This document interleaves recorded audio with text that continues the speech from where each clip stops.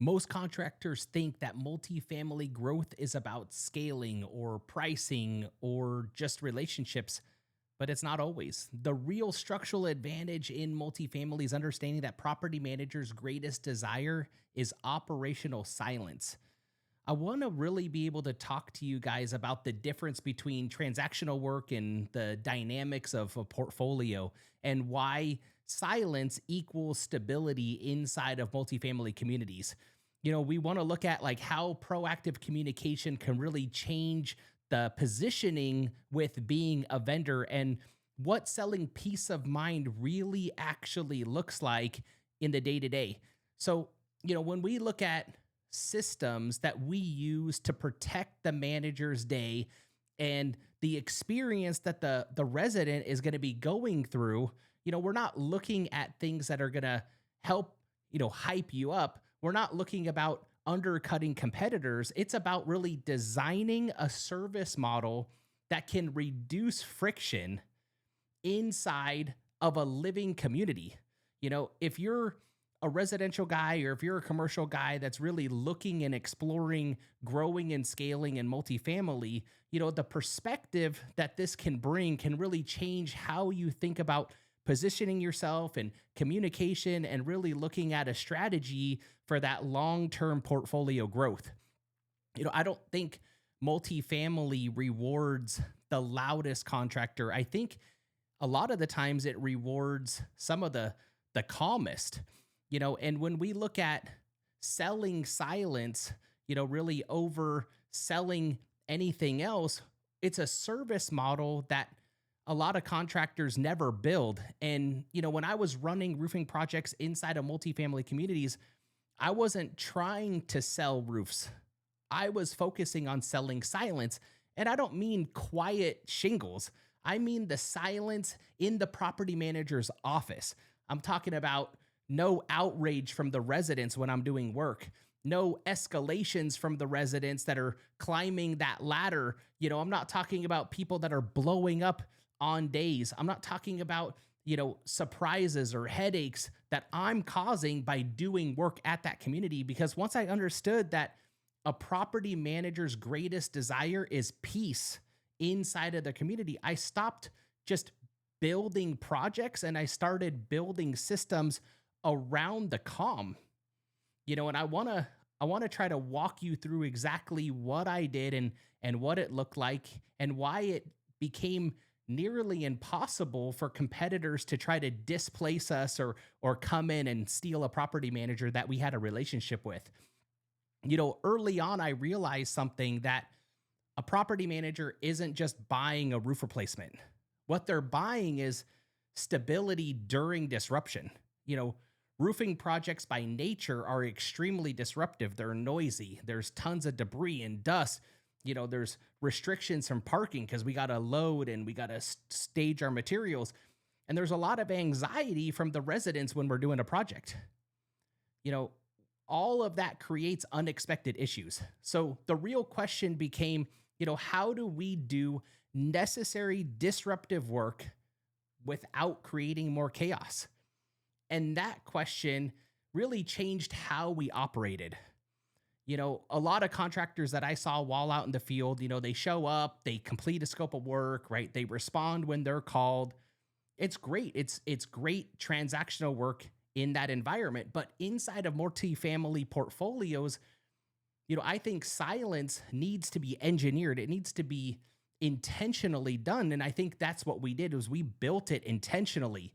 So if we were doing small repairs, we posted a notice, 3 days in advance. And that notice, it was clear. The communication on the notice was clear. It was what we're doing, where are we working, what residents should expect while working there, how much noise needs to be, addressed. Like if I'm doing shingle work and I'm tearing off 4 square, it's totally different than if I'm replacing a pitch pan on a 60 mil TPO, right? I'm also talking about like when we're going to be showing up, the hours that we're going to be working. And I didn't just notify the office. I didn't just put it on a mailbox. We put door hangers on every single unit that's going to be affected. Where is the noise? And we put those door hangers there. But, that it began to like really shift things. But the biggest shift, I think, was we didn't just put the notices. The notice didn't say, call the management office if you got a problem. What we did was we created a dedicated phone number with a 24-hour answering service. It was exclusive to that community for the job that we were doing. And when a resident picked up the phone, the operator didn't just say our company name. They answered, Oak Grove Roof Repair Project at Building 3. How can I help you? What do you think that does? It really absorbs the noise before it ever reaches the property manager. To me, that's silence. When you remove a roof in an occupied community, you're not just managing materials, you're managing the anxiety. On large projects, when we expanded that model, multiple buildings would receive advance notice. And again, we would break down start dates, the duration, the expected noise that was going to happen, the dust, parking impacts.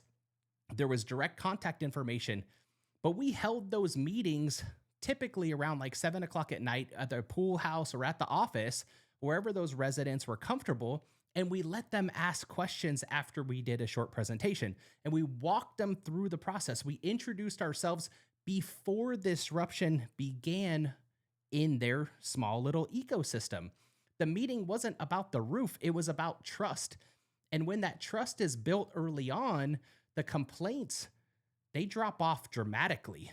Another thing that we did was when we were tearing off full roof systems, nails happen, even with magnets, you doing all the sweeps, all the precautions that we need to do on construction sites. And what we did was we partnered with a local tire center, near that community. We put our credit card on file, and, if a resident picked up a mail, they didn't argue. We didn't argue with management. We didn't argue with them. They just went to the tire center and took care of it.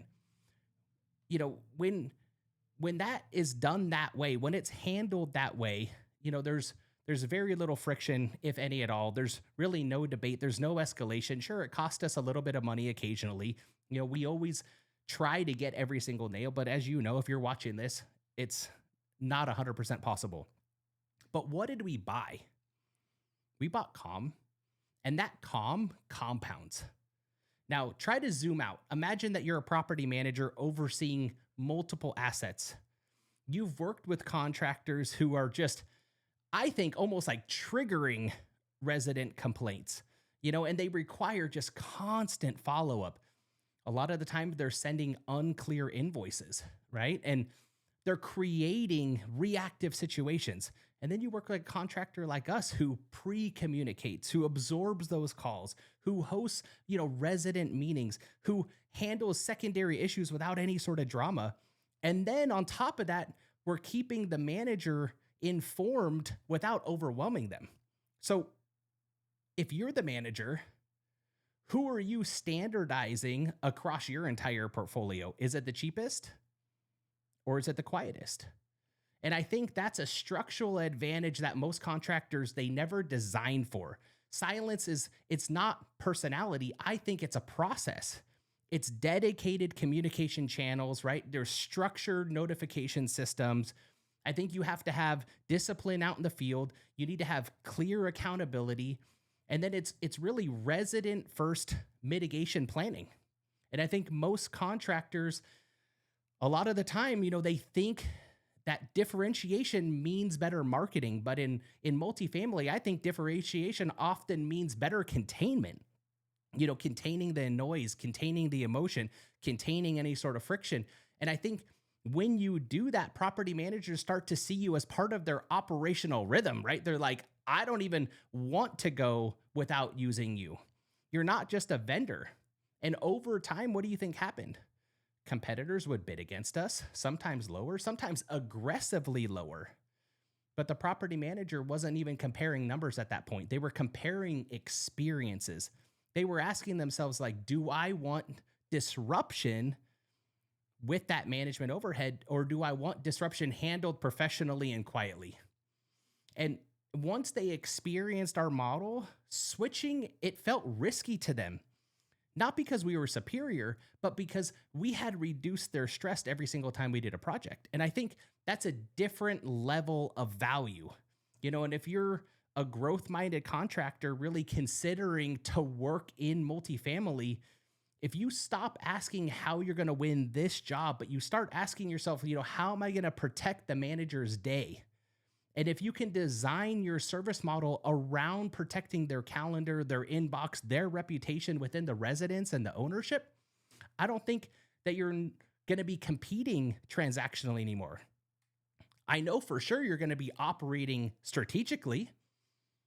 And I don't think that requires abandoning the way that you currently do your business. I think it requires layering a process on top of it.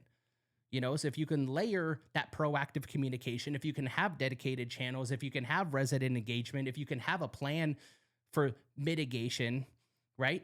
I think those operational decisions, not really marketing tactics. And when I look back, the reason that we grew inside of multifamily, it wasn't because we were the loudest. It wasn't because we branded better. It wasn't because we pushed harder. I think because we engineered peace of mind. We built systems that absorb disruption instead of really transferring it onto the property manager. And once you understand that a property manager's greatest desire is silence, you begin building differently. I think you really even begin scheduling things differently. You communicate differently. You train differently. I think you could even price things differently because you're no longer selling a roof. You're selling that operational calm inside of a living community. And in multifamily, I think calm isn't soft. I think it's strategic. And I think that's the quiet advantage.